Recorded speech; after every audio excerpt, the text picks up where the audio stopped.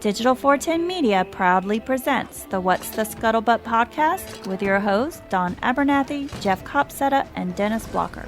Welcome, everybody, to another episode of the What's the Scuttlebutt podcast, your favorite World War II-based podcast going on for 7 years is starting today when you hear this, because this will air on the 7th.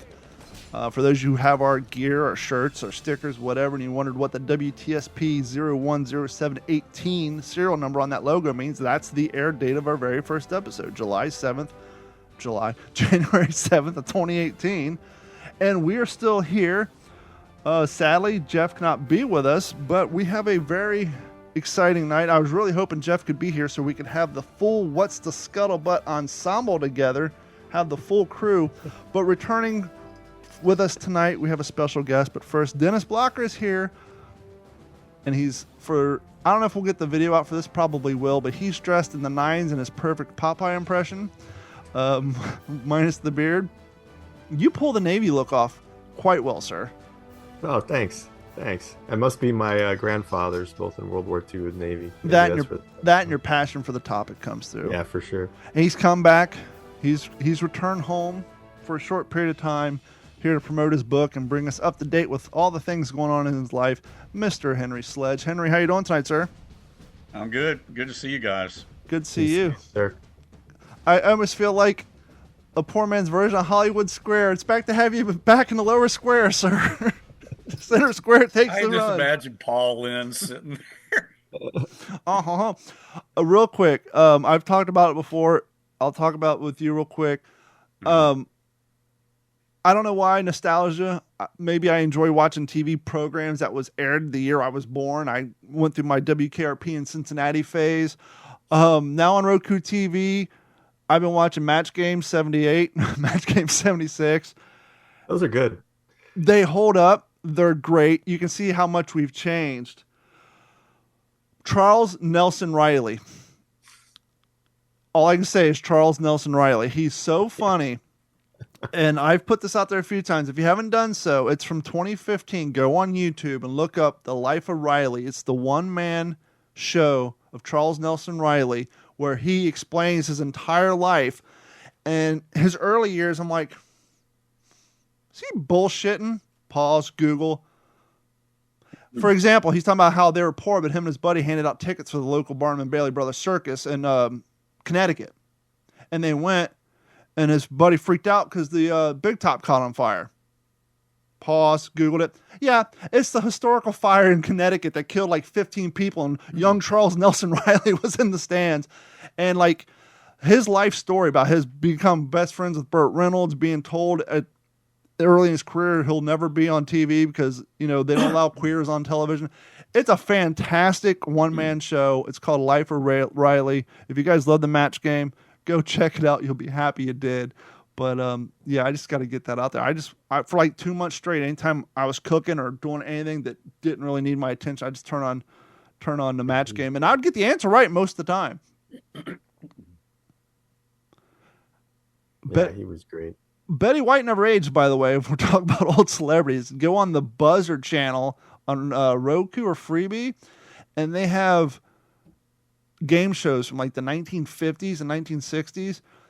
When Betty White was 30, she looked young, but when she started doing the Match Game, her hair went blonde from being brown. No, she's been around for freaking ever, and no, she did not age at all. But speaking of not aging at all, we haven't seen your pretty face in a while. It looked like you got a fresh haircut for the holidays. What have you been up to, Mr. Henry Sledge? Doing good, man. Just the thing keeping me busy these days, obviously, is the book. Trying to get it ready. It's supposed to come out June 3rd. So, wow. It's, I mean, that's kind of been like at the forefront for a while. So I actually, and I don't know how far down we're trying to put a coat on my dog here because she's cold. Here, right here. That's quality content. Let's watch. Lulu, come over here. Come over here. I just got living through it now. I'm seeing the stages that you go through to get a book to life. And so my managing editor sent me internal layout edit, if you want to call it that, where like actually seeing what the typeface is going to look like and all that kind of thing. And, seeing the photographs in there and the maps and all that. And 'cause this is all electronic, none of this is by paper. And so I had to, go through that and make comments and corrections. She's fine down here. I don't care. Okay. Make comments and corrections and that kind of thing. And so, it took me a couple weeks to get through it, but I literally just sent it back today and um I mean, I don't know, how much you want me to talk about that, but that's what's cooking, man. I mean, it's I'm Well, pretty let's start excited. here. Let's start here. I'll just interview Okay. you. From soup to nuts, while maintaining a full-time job, maintaining your role as a father and a husband, how long did it take you from, we'll skip we'll include, how long did it take you from writing your sample that you sent out to try to get a publisher to today when you just finally wrapped up that? How many hours or how many months, how long has this process been for you? Sure. So to not, I'm trying to stay in the lane of what you're asking me and not go back to the beginning. Um, this time last year I had the manuscript finished for a couple months, and I had it. I was talking to like John McManus, Saul David, guys like that, friends of mine, people who've advised me along the way. And the question this time last year on my mind, where I was with it, Don and Dennis, was, do I want an agent or do I want to try to do this by myself? And it really, I mean, unlike our buddy Dave Holland, who's about to get his book out, who didn't do an agent, I wanted an agent. I mean, John McManus told me I have an agent, and he actually tried to hook me up with his guy, but that his guy wouldn't take anybody new. Um, James Scott he offered to hook me up with his agent, but he said he had tried to hook Jonathan Parshall up with his agent, and his agent blew him off. So it, it it's this really weird dynamic, man. But I ended up signing this time last year, almost exactly a year ago. Maybe in another week, it'll be a year ago that I signed with Greg Johnson, who's been a great agent. He's become a friend of mine. He's Adam Makos's agent. He's Hmm. Marcus Brotherton's agent, to name a couple, among many others. But that's what was going on this time last year. And at that point, is that kind of where you Sure. wanted me? Okay. I mean, So our everyday listeners kind of have a timeline because they know when you left the show, and when you left the sure. show, I said he didn't quit. He left to write a book, Right. and Yeah, I so didn't quit wanting from to. that time until this time last year, you're working on the manuscript. Not a whole lot of detail there, but like I said, you're working on this manuscript while maintaining a full-time job, being a father, being a husband, and Yeah. doing everything else. And I that, mean, look, one of the things, so when I finished, well, so I signed with Greg about this time, it was in January, and then I had to do what they call a metadata form. Dennis, you may know what that is, and you too, Don, but that is where they send you, it's like a freaking massive homework assignment, and Mhm. you're listing every website, like what's the scuttlebutt with this many followers, real history with Jared Frederick, who, those videos mm-hmm. were last year he and Andrew, his producer, sat with me here, and we did a watch along with the Pacific, did the whole thing. Those videos are coming out every 2 weeks. You list all that kind of stuff because That's a good point, and I never thought about that because I'm old. I was watching a singer. I was watching something, whether it's TikTok, YouTube, something. It was he was either a singer, a comedian, or an actor, something like that. And he brought up the fact that when he was trying to find an agent or a talent scout or whatever, they brought up the fact, how many followers do you have on X, Y, and Z? Your social media imprint is huge now. Whether you're a band, an actor, a comedian, an aspiring author, and it's like, for people our age, you're working at, that's another deficit, right? Unless you're like somebody, you're part of a podcast, or, you just so happen to have a following. Could you imagine, like, if you were just up and starting on a whim with, and your social media footprint wasn't there? At the end of right. the day, would it hurt? it hurts when it comes to finding someone who's willing to represent you, because that's what it's insane how much that matters. It does. It absolutely does. And um, so I it took me a couple weeks to do that metadata form, and I mean honestly, I'm going to be honest. Greg sent this thing to me. It was like a 14 part thing to electronic thing to do, and it took me like 2 weeks to do it. And I did everything I could, and I sent it to him and said, Greg, you're going to have to fill in the rest. I've done all I can do, Yeah. and I had to like the descriptive copy. That, which, by the way, I mean that my book. If you want to see what the cover looks like, it's on Amazon right now. You can pull it up for pre-order. What is the And I'm title just of your trying. book? I don't think we've always kind of kept it kind of secret, so we've never Well, no, officially no. announced the book. Well, that's a great question. So, the title of the book is "The Old Breed: The Complete Story Revealed." The subtitle is "A Father, a Son, and How World War II and the Pacific Shaped Their Lives." Mm. And that was not what I wanted to call it. I like that title. That's what we're going with. But this is where you get into the mechanics. And Dennis, you've written a book. You probably kind of know what I'm talking. This is where you get into the mechanics of, like, artistically. Okay, in my heart, I wanted to call it "Out of the Abyss." Mm. That was my working title all along, and the reason for that was because my dad used the term, when I was a kid, and he was writing with the old breed. And I remember seeing him scratching away, as we've talked about so many times. I said, "What are you going to name?" What would a 15-year-old kid ask? What are you going to name it? Of course. And he wanted to call it "Into the Abyss." The Mm. abyss being that hopeless maw of emotional and physical deprivation and despair that is combat, that is warfare, that kills your friends and possibly kills you, and that changes you immutably. And if I remember Yeah. correctly, I think he may have used that phrase on the chapter where he's talking about how he sees the dead Marine in the foxhole as a passage of time. He knows how long he's been up on that hill or going back and forth by the amount of decomposition in that Yep. body and Like how it affects his dreams. I think he mentioned it being sucked into the abyss or something during he that, did. He somewhere in said that it. chapter.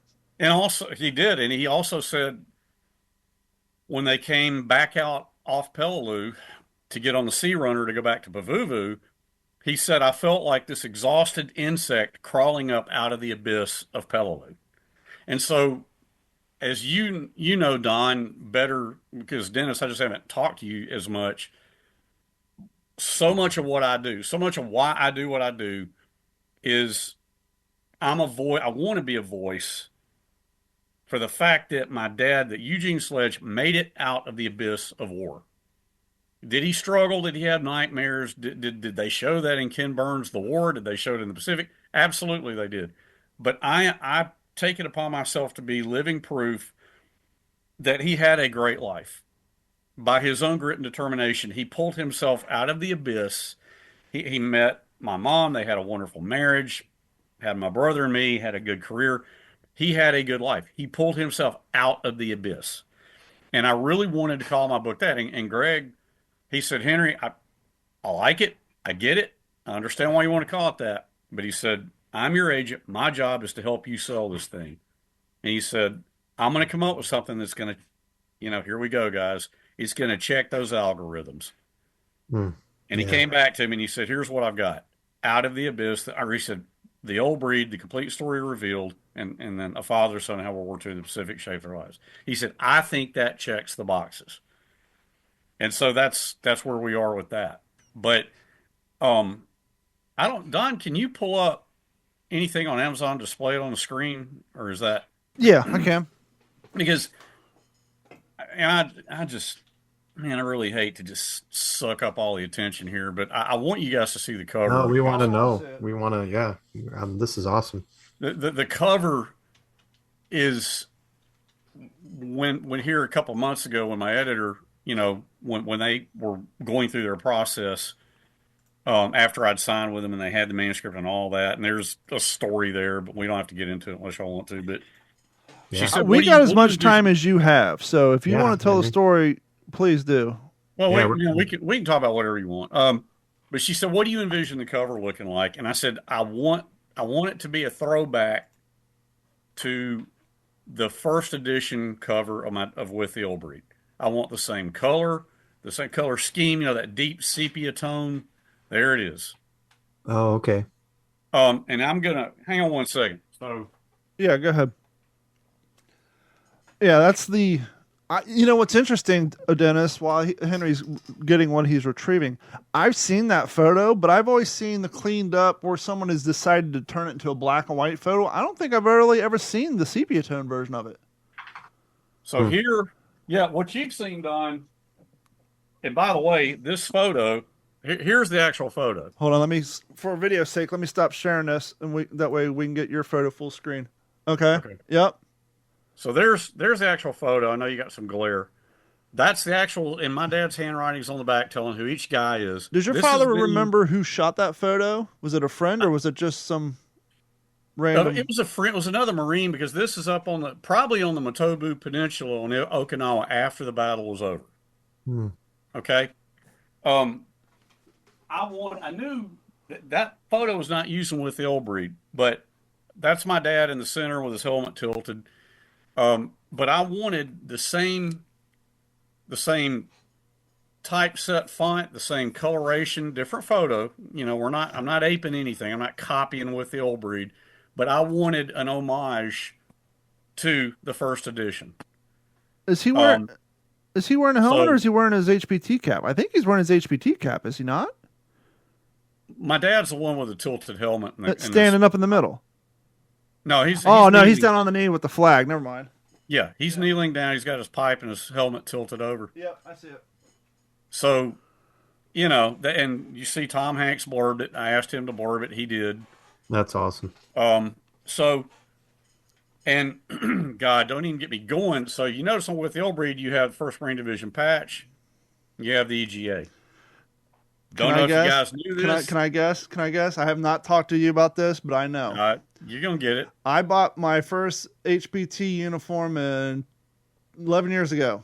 About 2.5 years after that, just so happened, Dennis and I were perusing at the front before the show. At the front, had to stop putting them in production because the United States Marine Corps got tired of people selling tchotchke crap at Walmart with their EGA on it. And now you have to buy a license to publish their EGA because they don't want people selling crappy knockoffs at gas stations and Walmart with the United States Marine Corps logo on it. The EGA has been trademarked since 2007. Wow.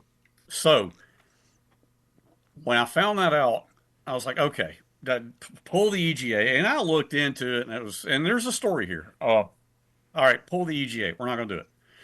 So they left 1st Marine Division, the Blue Diamond. They left that on there. Well, my cover, it looked kind of weird just having the cover up there.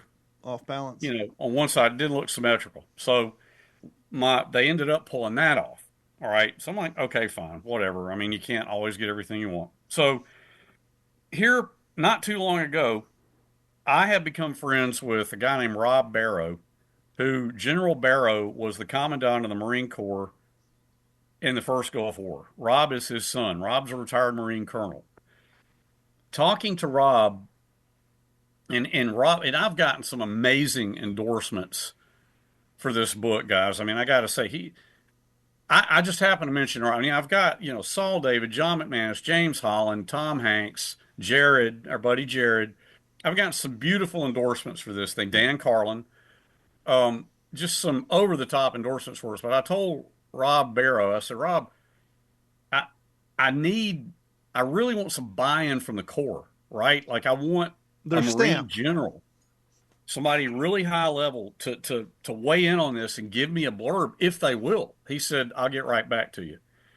So I now have a blurb or endorsements, blurb being the slang term, from a General Anthony Zinni, who was in the Corps back many years ago. They called him the Godfather.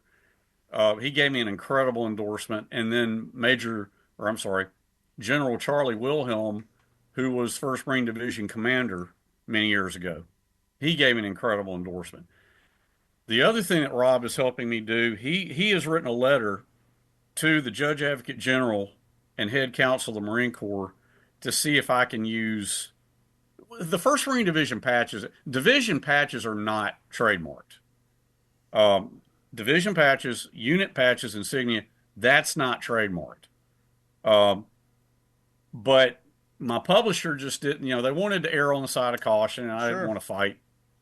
I didn't want to fight them on it, so I was like, fine, just pull the division patch. Talking to Rob Barrow, he's like, look, man, I think it'd be cool if he could at least have the division patch on the back cover. So he has written this beautiful letter to the Judge Advocate General of the Marine Corps, or the Judge Advocate of the Marine Corps, um, to see if they will give me permission. But Don, I got on the website to apply for permission, and 5 minutes later, I'm like, F it, I'm out. I'm done. I'm not going through this bureaucratic. Juice is not worth the squeeze. No, it's not. So I told Rob that, and he's like, look, let me make some calls. I mean, the dude's dad was former commandant. He's got pull. So he wrote a beautiful letter to the JAG. We'll see what happens. They may come back and refuse permission, and that's fine. I mean, you saw the cover. I think it looks pretty good. It looks great. That looks awesome. I want to say, don't quote me on this. I'm having this weird memory flash. It wasn't me because I got my uniform pre. I swear, because after a while, At the Front resolved that issue. They got licenses, whatever. Somehow they're making them. I swear, whether it's a Facebook photo or in real life, somebody had one. I think when you buy the uniforms, it comes with a cardboard card with a silver, just like like the stickers on the hat, the national insignia of the NFL. I think it has a hologram Marine Corps like stripe on a cardboard tag that comes with it, showing that it is a licensed product, much like a starter jersey or a hat. I vaguely remember that. It's somewhere in my mind. So yeah, it was an issue. I remember when they cracked that down because people were writing that to front like, oh, just put out blank ones. We'll make our own stamp. The guy's like, no, I'm either going to do this or I'm not. And obviously he got around it because you can still get them. But yeah. Henry, can I ask you please. can I ask you a question? Absolutely, man. One thing that really stood out to me, and you were describing getting the book together, you use the term that you brought it to life, right? You brought the book to life. One of the ways that I described the sorrow that I felt of having my books in storage when I was moving, and they were in storage for months, and I just had such, it's kind of weird, but I had such sorrow that all my books were shut up in a dark shed with silverfish running around them in there. And the way I described it when I finally got them out was I described it that my books are breathing again. They're on the shelves, they're out, they've been dusted off, and they're breathing again. So that really struck a chord with me when you described it, bringing it to life. And I wonder, was there any special moments when you were compiling everything, and did you get any gut punches when you were working that? Yeah, I mean that's book people like us who are book nerds, especially for World War II books. I don't know that I would describe it as a gut punch, Dennis, but I mean the whole thing was just so important to me. I mean, if to show you this, I mean, so the deal behind this was so much stuff got excised from With the Old when it got written. When I got permission from Auburn University, who has my dad's original unedited manuscript, to get that. And this now we're going back to fall of 2021, and to start working on this, it was 820 pages, and they sent it to me electronically. First, they had to go into closed papers in the archives and assemble it. That was a little more complicated than you might think. Well, they did. And because all my dad's documents, letters, and everything that he turned over to Auburn University were very carefully articled and cataloged and all that. Now, but the original manuscript. To that point, when they store a manuscript like that, do they put something in between the pages to keep them from sticking? Do they kind of, since it's not a binded book, you said they had to reassemble it, do they kind of separate the pages? There were file folders. Okay. Okay, I got you. Now, there's an like if you want to know what the handwritten, and you've heard me talk about this, man. My dad wrote in pencil on yellow legal pads. I saw him do it a billion times. I talk about it in my book. The handwritten manuscript with the Old Breed is a stack of yellow legal pads in an expandable folder. Wow. And it's probably about yay big. Now, but I didn't want that. I wanted the typed because my dad, I couldn't do what I needed to do with a handwritten pencil, manuscript. You spend too Yeah. much time So- trying to figure out what he's saying. Oh yeah, so the archivist down there did a great job, and I thanked him very profusely in my acknowledgments of going through because his original manuscript is not in his regular papers that a historian from anywhere could access if they're writing something about Eugene Sledge. It was in closed papers where only members of the family can see it. And and this gets into some esoteric business stuff that when we turned the manuscript over to him years ago, they could have said, "We respect what you're doing, Henry, but your family gave us this manuscript to be stewards of it and protect it. We're not letting you do this." Yeah. They could have done that. So I tried to be very, I put on a sport coat and a nice shirt and everything. We did a Zoom call. And fortunately, I mean, Greg Schmidt, the head archivist, he said, well, look, it was his call. And I explained to him what I wanted to do. My mom was still in good health back then. She was sitting there with me. And, because she was the inspiration. She was the one who suggested to me that I do this. And he said, look, if the family of Eugene Sledge wants that manuscript so that Henry can write a book with that material, we're not opposed. How can we help? Wow. And it took about 2 weeks Wow. of several Zoom calls of them going in, with a video camera and saying, okay, here's this file. Here's the pages it has. And I mean, it took about 2 weeks for us to figure out, okay, where you are, that box right there, those files, that's what I need. Wow. They sent it to me electronically. And give me just a second, okay? Sure. Sure. The amount of energy, time, and organization, and I don't say teamwork, definitely teamwork, to get this idea off the ground. Because like Henry said, this took 2 weeks. This is 2 weeks of somebody working like 4 hours a day or, a couple hours a day on top of the regular work schedule to make this happen, to make this come to life. That's huge. So they scanned it electronically, sent it to me. I think it's a PDF. And I took it to Kinko's and had it put on a thumb drive, and then I had them print it. Or I put it on a thumb drive on my computer, took it to Kinko's, had them print it, and this is what it looks like printed. Yeah. This is the entire Wow. unedited manuscript to my dad's book. Okay, 4 of these books, 200 pages each.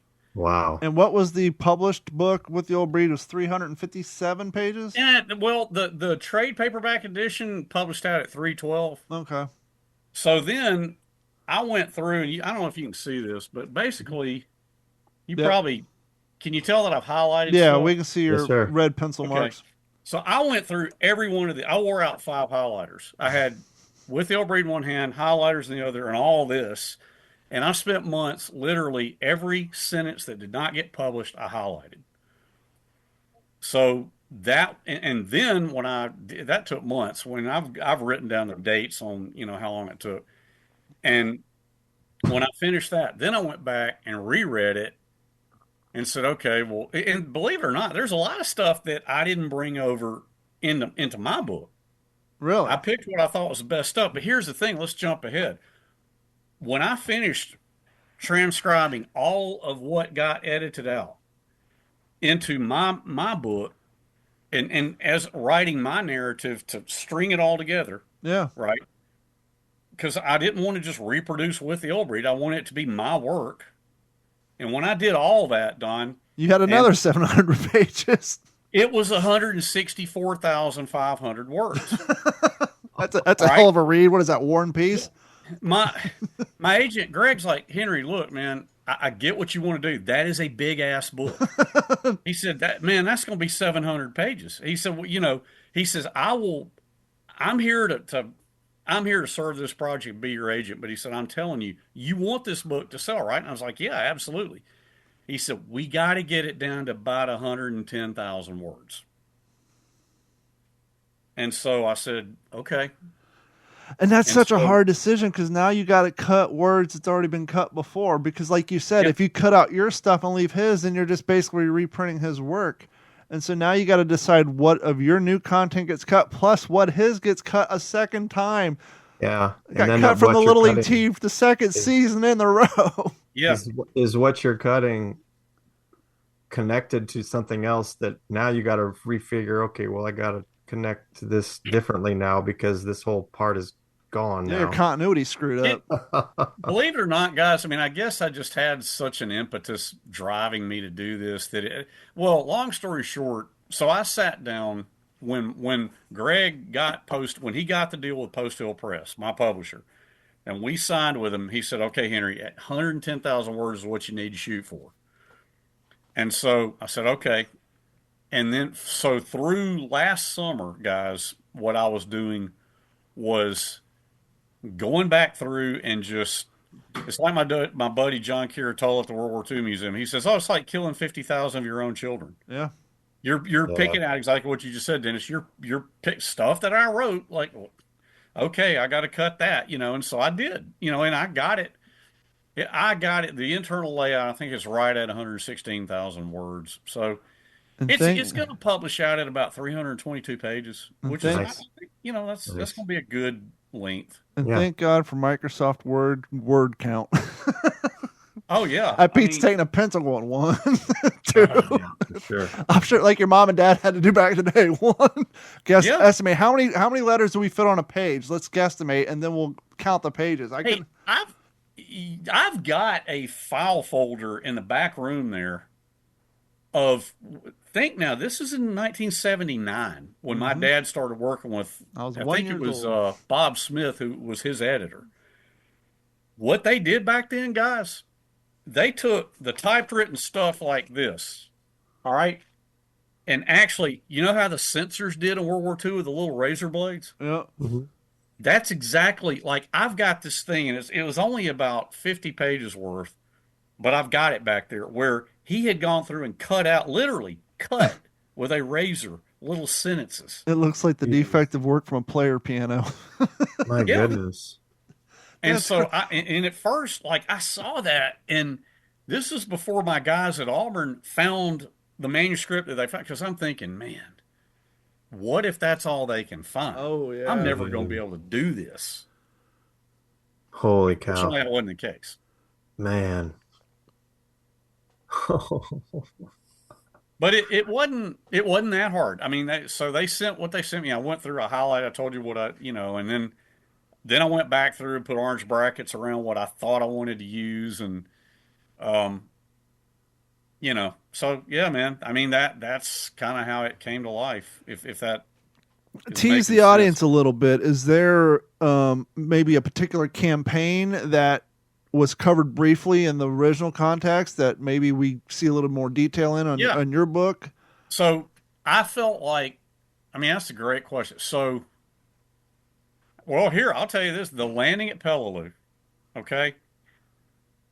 I mean, God, I've been through with the old breed so many times. I've read it and read it and read it because, guys, I didn't.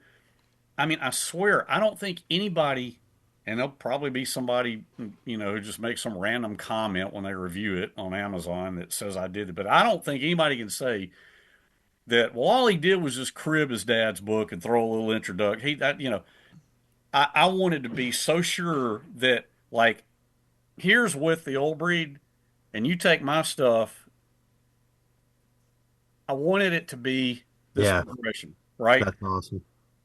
So I've been through mine, God knows how many times, with the old breed, God knows how many times. But to answer your question, Don, the landing at Peleliu, when I read the way it was edited for With the Old Breed, which they did a beautiful job, would never change that.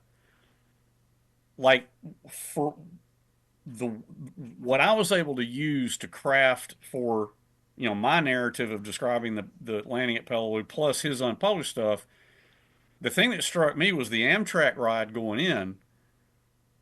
You hear in With the Old Breed how like they bumped into another Amtrak and their engine stalled, and you know what really it was a longer process. And what I pulled out from the unpublished stuff and have in my book is the reef. When they were crossing the reef, like he described in great detail how when the amphibious tractor is lurching up over the reef itself, it was such a rough ride, and they're all just being thrown around in the back of the LVT into each other. Mhm. Wow.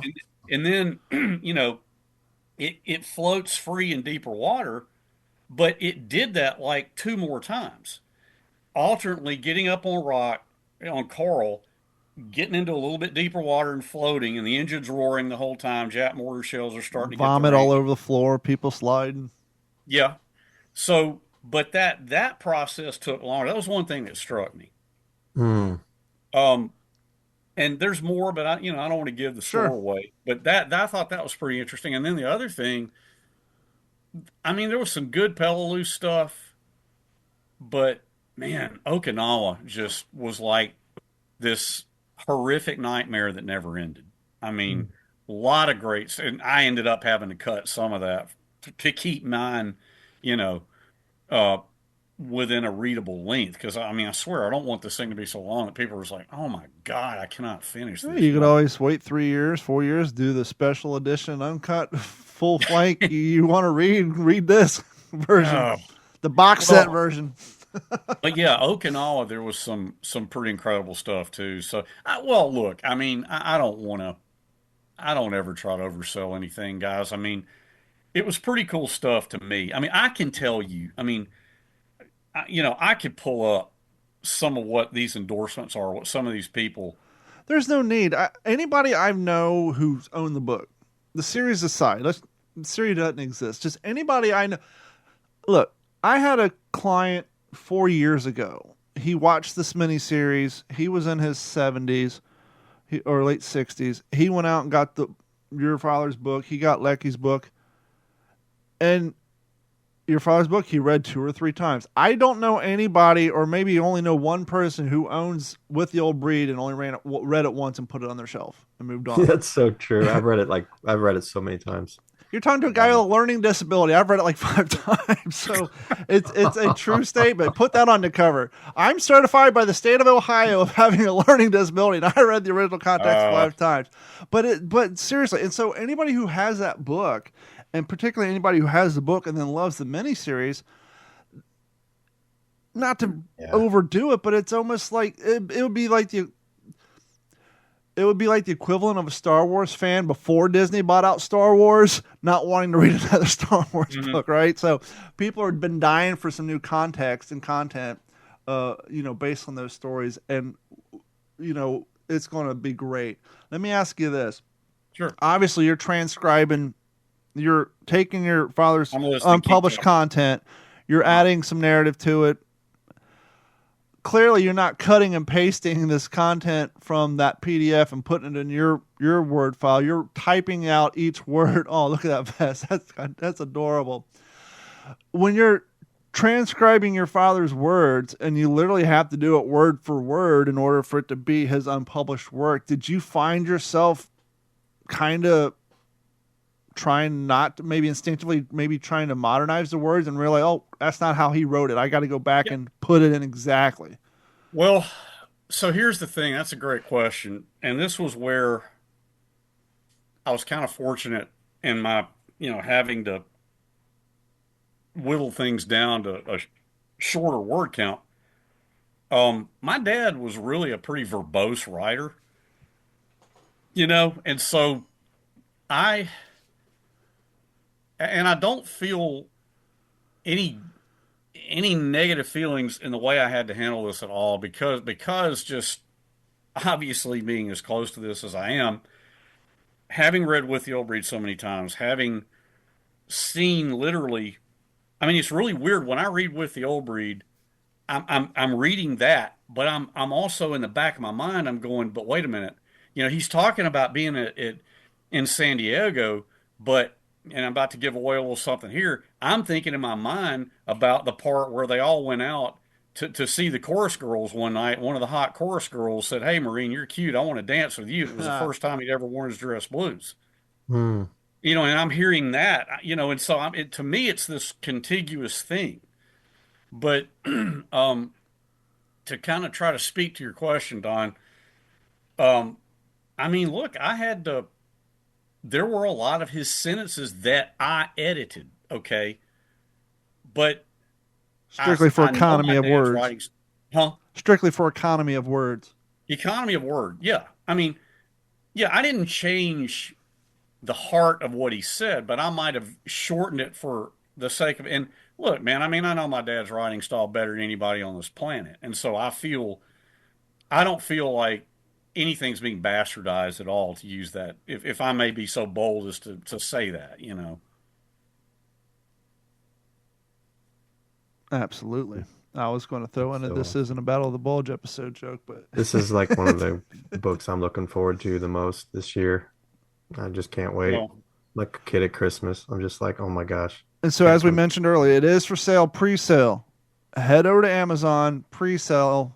You guys buy it on pre-sale. You'll get it when it comes out. But the pre-sale numbers do help. I know this from listening to countless authors on Adam Carolla's podcast, from having authors here.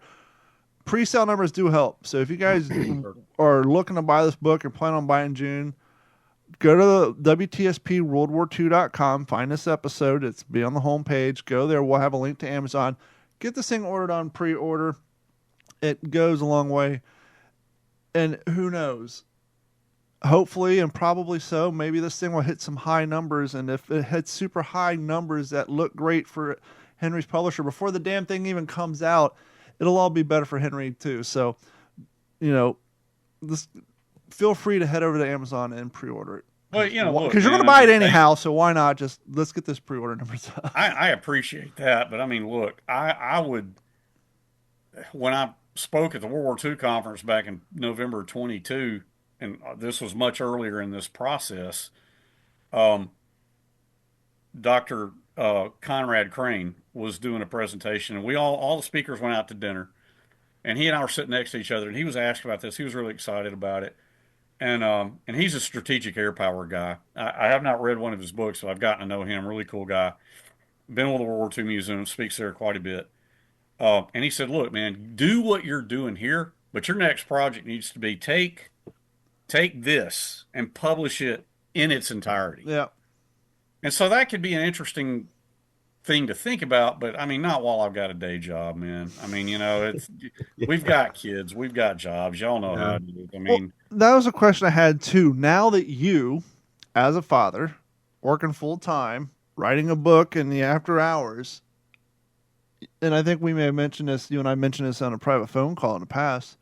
Does it kind of put you in your father's steps thinking about back in 1977, 76, when your mom, not only just your father, but both your parents after hours were toiling away on not a nice computer laptop, but on typewriter, just clickety-clack, cling.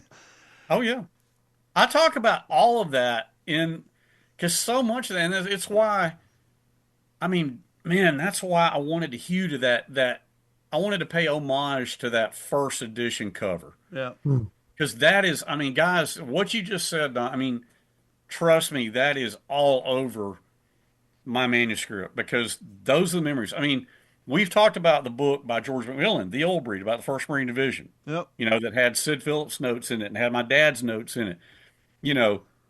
I mean, I would sit at his knee while he was writing in his study as a 12-year-old kid, an 11-year-old kid, and just look through that book and look at the illustrations in there.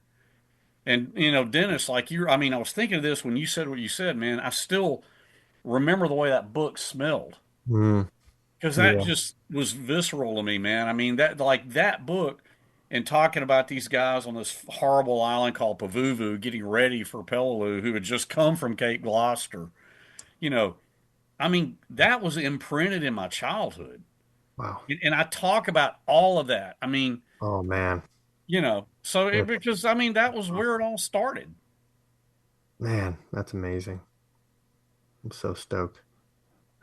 Yeah, I'm amazed, and I'm saying this humbly, guys. I mean, the people who, especially these Marine generals, man, the people who have endorsed this thing and what they've said about it, yeah, man, it's really blown me away. I mean, honestly. Well, that's great. I mean, it just goes to show that your mom's, idea for this and your idea for this, it's well-founded. And as, when you broached the idea with Jeff and I and talked to our other author friends of the show, everybody's like, do it. We all want this. And so I'm not Yes. surprised that you're getting great feedback from all these people and all this great endorsements. And Henry, don't shy away from the praise or the accolades or in speaking opportunities, or because even though what you're talking about and what you wrote is a lot about people who actually died, real people. The What you need to keep in mind, because we're Christians, most likely. Are you a Christian, sir? Yeah, I Yeah. do that.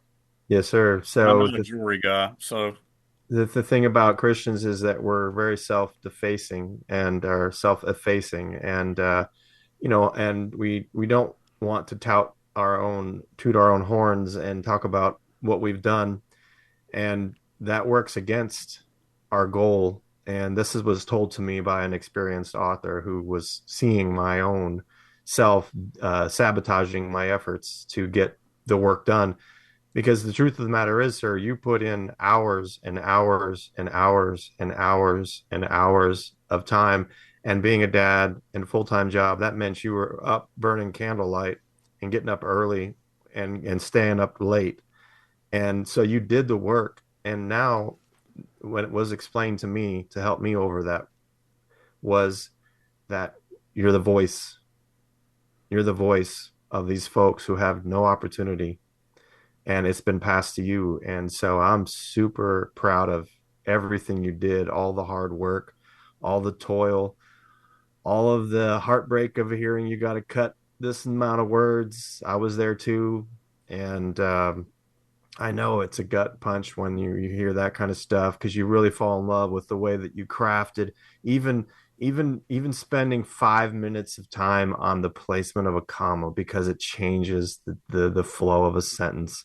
And it's like you have that much investment into it, and then you're told you got to cut, 50,000 words or whatever, and you're just like, oh my gosh. But you do it, and I'm very proud of you, and I'm so excited. I'm so excited for this. And anyway, yeah. I appreciate the kind words, man. I really do. Well, I appreciate all the hard work you did, and you didn't. You kept after it. You made it happen. I'm so And excited let about me that. say this is the only person on the show who hasn't published a book.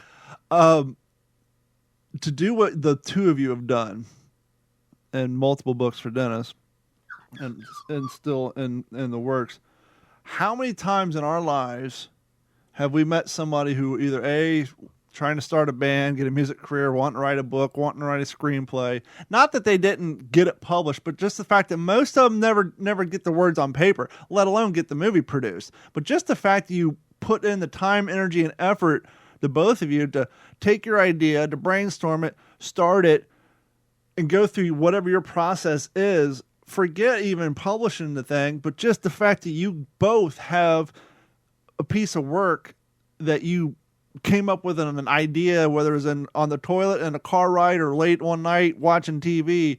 The fact that the both of you guys have put in the energy, time, and effort, that says a lot, because I know so many people who've had ideas of things they want to do, things they want to do, things they're going to do, and they don't even put the first whatever in play to do whatever their goal may be. So props to both of you. And then the fact that both of you have gotten your works out there for people to acquire and to attain, hats off to both of you.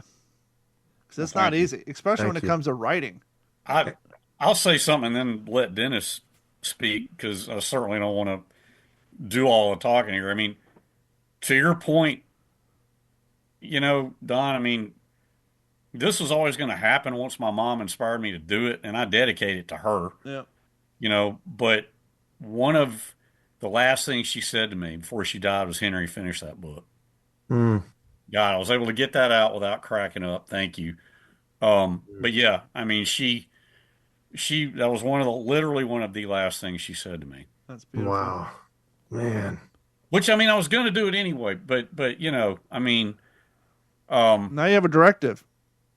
You got a That's directive. exactly what happened to me, Mama Henry. said you got to do it. really, My mom looking at me, and after her dad killed himself, yeah, and her being afraid that his nightmares is what took him over the edge because she remembered him screaming at night when she was a kid in the 50s, hearing him scream at night, and grandma telling everybody, it's just, Dad's okay, Dad's okay. I mean, hearing Dennis say what he just said, man, that's heavy stuff, man. Yeah.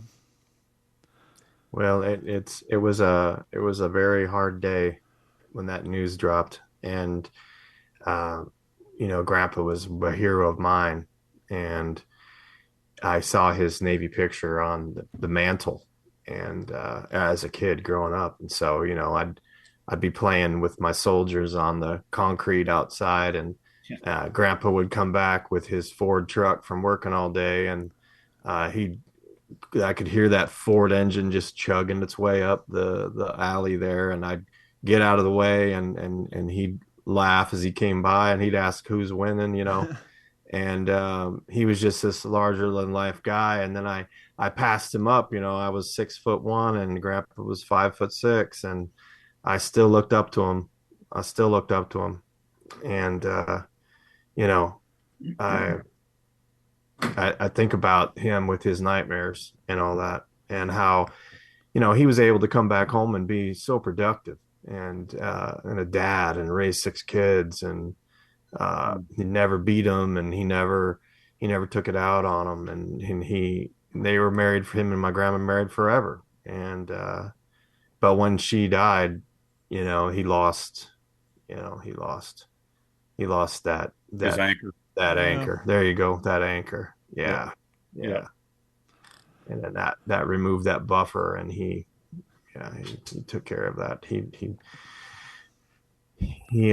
killed himself, shot himself, dialed 911, and then when they said 911, state your emergency, they just heard that pop, and then the police made entry. But what's interesting, Henry, and your book and your dad's book, and your book's going to touch so many people's lives, people that haven't even been born yet.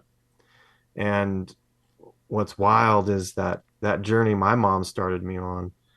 I think about all those people that lives were changed, the farmers that I met and interviewed in Illinois and Missouri and Wisconsin, and all those different places that I went, all started from that one simple act of Grandpa killing himself. And it's really interesting. And tonight before the podcast, I had a phone call from an avid listener of the podcast, Andrew Booher. Yeah, I know Andrew. Andrew? Yeah. We had a really nice He's talk. from Michigan, right? Yes, sir. Yeah, on a farm out there. And he's got an idea for a book, and a World War II book he's been researching. And we had a nice long talk about that, and it just gets you fired up. It gets you fired up, excited. Since you said his name, can I say something really quick? Yeah. Andrew, Please. if he's listening, I owe him an apology, because he and I have talked, but he reached out to me again, and I didn't reply because I was neck deep in all this other. And I really hate to be so self-centered that somebody's honoring me by asking me for an opinion or help, and I don't get to them, and I feel bad about that. So, Andrew, if you're out there and you hear it, I'm sorry. He definitely will hear. He's an avid listener. Yeah. I just had another memory. Before the show, we were talking about growing up. My grandparents owned a property on the Ohio River, and I remember one time, God, I was probably 5 or 6, maybe 7. Me and my cousins, my grandma, my mom, were all out there, and by this time, the rule was you had to wear shoes in the river because the pollution was so bad, people cut themselves. But I remember my poor grandfather came down, and he'd cut off some jeans. His legs were white as the snow, driven snow. This is August and summertime. He's got his dark arms from farmer's tan, but his legs were just white as the driven snow because he always wore denim pants. And he had a life belt on, not a life jacket, a 1980s bright yellow life belt. And he comes down, and my grandma, my mom, my uncles are all busting their, my grandma's case busting her husband's balls. My mom and her brother, I make fun of their dad. Oh, look at you. Turns out he was terrified to swim. And it's the only time it ever came up, terrified to swim. Thinking about it now, my question was, granted, he grew up a coal miner and worked in a dairy farm. Was he terrified to swim before going off to war? And trouncing around on naval ships all the time, and Lord knows what he's seen over there. And if he was, could you imagine how much more terrifying it would be to take a landing craft in or be stuck on a boat for weeks at a time, being deathly terrified to swim? So I don't know Goodness which one gracious. came first, the chicken or the egg. I don't know what would be worse, being terrified of water and swimming before and living through all that, or developing that because of possibly maybe something he witnessed or was a part of that This formed was that. your grand. Yeah, Who's my this, grandfather. Don? My grandfather. Was he now? Was he? What? Which branch was he in? He was in the army. He's one. He worked grave registration. Okay. And he's the Mhm. one I've had a hard time figuring out because I have his wedding photo, but in his wedding photo, he has his right sleeve showing. Mm-hmm. And as we all know, your right sleeve is, if you have a division patch on your right sleeve, that's your former division when you get transferred to a new one. And so I can see his right sleeve, and I did some research. I always forget the name of it because it wasn't formed until 1945. It's one of the later divisions, but I found his enlistment paper. He went in 1942. And so, I'm sorry, I can see his left shoulder, but not his right shoulder. So in the wedding photo, I can see his division patch of the division that was formed in 1945, but I know he went in 1942, and I know that he was during grave registration shortly after D-Day. So I have no idea who he served with prior to 45, because sadly his records were some of the records that were lost in the Great Fire. And so all the research I've done online, I have my dog tags are exact replicas of his. I have his service number. I found his enlistment card, the date he enlisted, where he enlisted at. I have some newspaper clippings. Apparently, his group got a presidential unit citation, which was mentioned in his newspaper clipping. I have a photo of, but it once again doesn't mention his unit. And so I have a lot of mysteries. Dennis and I did an episode a while back. I went through my computer bag, my old laptop bag. I forgot I went back to Kentucky for my grandmother's funeral in the mid 2000s, and my mom gave me the newspaper clippings from it would have been what? So 1940. So the 50th anniversary of D-Day. When was that? That would have been like Well, it would have late been 90s. 1994. Yeah, 94. They had clipped newspaper clippings of the shots from D-Day on the anniversary. My grandmother had written in her hand experiences that my grandfather had, and Dennis and I were trying to read them on the podcast, but kind of like you were saying when looking at your father's handwritten version, I would never be able to write this book because you can't read, I can barely make out my own grandmother's cursive writing. Mm-hmm. But yeah, we were reading vaguely, talking about, I think if I remember correctly, she made a comment that he was talking about, because he did grave registrations, written across the bottom was talking about him seeing limbs hanging in tree branches from, the explosions at landmines and all that stuff. So yeah, he worked grave registration. So clearly there was no post-war glory stories that he ever told. I never really heard firsthand accounts of anything from him. Only information I got was post his death, after I started getting more interested in the topic in my early 30s. The only thing I do have from him that my mom graciously gave to me because she didn't want me to wait until she passed, and if Jeff was on here, he would know these things are kind of getting hard to find. On the dash, underneath the passenger dashboard of a Jeep, there's a first aid tin. It's about the size of a VCR tape. I have it over here, but I have to move a bunch of stuff. You open it up, and it's a full-blown first aid can. I have his that he brought back from the war. Because it's green, there it is, but your background, yeah. So I have the one that he actually brought back from overseas that my mom gave me. That's the only thing of his that I actually have that he brought back from himself in person. But yeah, that's the only thing I really have, other than I recreated his dog tags. So whenever I do my Army impression at World War II events, I'm actually wearing his replica dog tags. That's awesome. His name is Preston Coleman Woods. My name's Donald Preston Abernathy. So I have my dad's grandfather's first name, and then my grandfather's first name is my middle name. That's awesome. And so yeah, Henry, there's a parallel, also another parallel between your story and mine. The on Auburn campus, War Eagle, by the way. Yeah, absolutely. On the campus there's a building called Pebble Hill, and it was the home of Dr. Cecil Yarbrough at one point. And the Yarbrough family, donated that home to Auburn University, and it's part of a historical branch where they have a lot of meetings and whatnot. Byron Yarbrough was born and raised there, and he became the executive officer of my grandpa's gunboat at Iwo Jima, and he was killed. And there was a Scotsman, a professor from Auburn, who, when I was there, Auburn had me come out and they gave me an honorarium, and they had me speak, and it was just amazing. So I have just, whenever there's football or whatever, I am hardcore Auburn. Oh, that's cool. I am Auburn.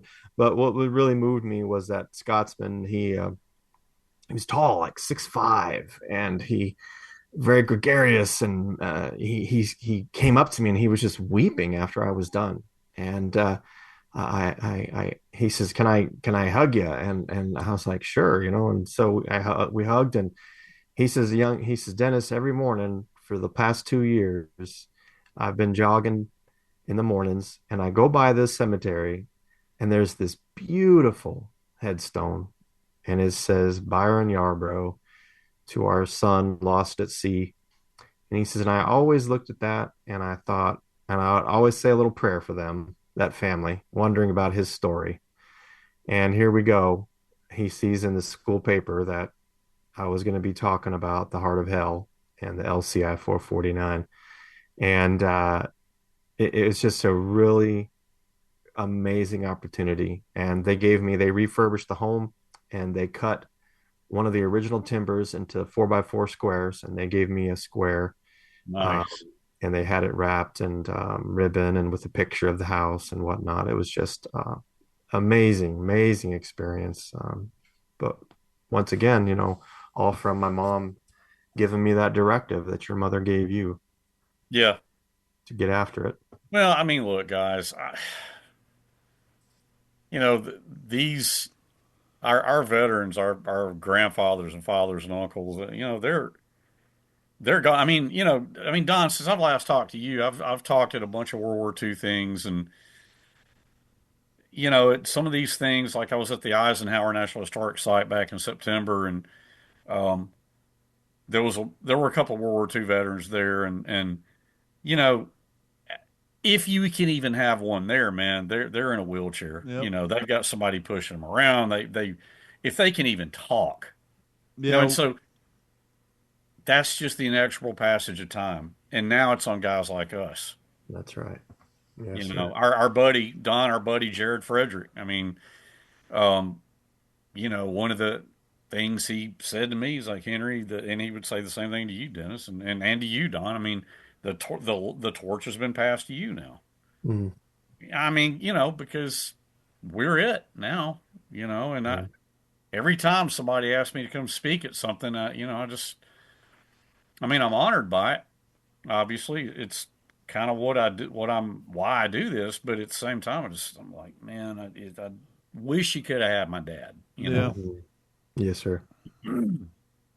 Yes, sir. His name is Henry Sledge. His book, pre-order now. We'll have the link on WTSPWorldWar2.com. The Old Breed, the complete story revealed. A father, a son, and how World War II and the Pacific shaped their lives by W. Henry Sledge. Wow.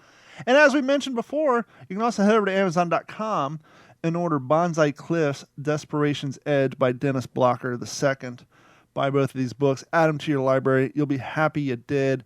I am tickled pink to, in a small way at least, have the ability to say that I know both you gentlemen, and I'm proud of both of you for getting these books out there.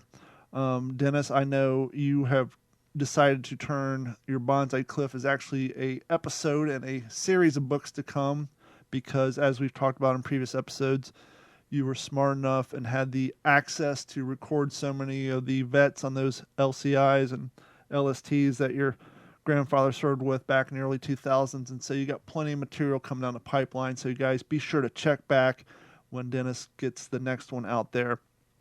And we're so happy for you, Henry, in your book. I know that once the book drops in June, you're going to be doing the media tour, and you're going to be out there getting the word out. And as I stumbled over and accidentally made a saying a couple years ago. I'm going to pass it on to you, and that is, if you want people to hear your music, sometimes you got to toot your own horn. So don't feel bad when you got to press those keys and blowing that mouthpiece. That's sir. right. Because I appreciate it. you got to Dennis, get I that didn't out know there. that you. Well, I'm sorry, I didn't mean to No, go interrupt ahead. your flow there. I didn't know you. I knew you'd written one book. I didn't know. So you've done two now or more? I've got 4. 4. God, I'm 4. sorry. That's okay. Yeah. No. Fantastic, man. Well, Yeah. the first one you kind of, you helped, but you didn't get any writing credits, right? Yeah, that was the one that got me started. That was with Pulitzer Prize winning author Mitch Weiss, and I interviewed 300 people for that one. And then that was a 14-year. That was to tell the story of my grandpa. And then all of the lessons I learned from working with Mitch is what I used to tell 2 books about my dad in Iraq and Afghanistan with the war dogs. And then my story of 23 years in emergency medicine as a medic and EMS. And then actually 5, if you count that one. And then this latest, the first in the series, the Bonsai Cliff of Saipan. Yeah. And you can also find a link to that book on WTSPWorldWar2.com as well. We're going to go into what you're reading tonight, but I think we'll save it. We're just so happy to have Henry back. We're so thrilled for him. And as his schedule allows, he's going to be doing drop-in shows, so he'll be back here and there. And so some nights you'll be lucky to have all 4 of us. Just sadly, Jeff couldn't make it tonight. He really wanted to, but we're coming off the holiday season. If you haven't done so yet, please head over to WTSPWorldWar2.com. Click on that Patreon link. Sign up and subscribe. It goes a long way to help what we're doing here. And head over to YouTube.com. Look for D410 Media. And like and subscribe. You can see some of the podcast episodes in the past. You'll see the video version up for this one here in a week or two. It takes me a little while to edit these. For myself, Dennis, and Henry, real quick, I guess, because you're kind of a guest on this episode. I'm almost interviewing you. So as I do with all of our guests, Henry, where can people find you and find more information on what you got coming down the pipe? Well, I don't think I've ever answered that question, Don. You've been here and asked it before, but they can. I mean, I'm on Facebook, William Henry Sledge. I don't have my own website or anything like that. I am on Instagram, although I hardly at H Sledgehammer, but I never, get on there and post anything. To tell you the truth, man, now that now that my publisher has things in hand, and of course they'll send me something, and I have to immerse myself in it for a couple of weeks. But I think we're only doing one more round, and then it'll be going to final stages. But with all the point being all of that, I just kind of stepped away from social media for a while. But I'm kind of trying to get back out there, but I don't have a website or anything like that. But William Henry Sledge on Facebook, or you can head over to WTSPWorldWar2.com or on our Facebook. We'll obviously keep everybody apprised and up to date with everything. There was a cool thing that was a limited series that I would want to talk about if it ever gets to main press again, but we'll save that for another episode. We want to thank each and every one of you for your continued support going into the start of year number 7. Wow, who knew? Side note, as the United States is dealing with some snow and flurries, I'm going camping this weekend, and even in Florida, it's going to be like 38. So is it really? Yeah, we're actually having a cold front come through this weekend. Actually, Orlando was supposed to get snow last week, but it didn't happen. I think Saturday when I go out, it's actually going to get maybe the mid 40s. But I just bought a tent that goes in the bed of my Tundra, and so I'm going to test out my new truck tent, and then we're going to get more. We're going to basically, me and a buddy of mine, we're camping at a local spot that has nice 12-foot alligators, so that makes me sleep a little better at night knowing I'm in the back of a truck and not laying on the ground. But we're going to sleep right on the lake, get up in the morning and go fishing and see if we can catch some hogs. This has been a Digital 410 production.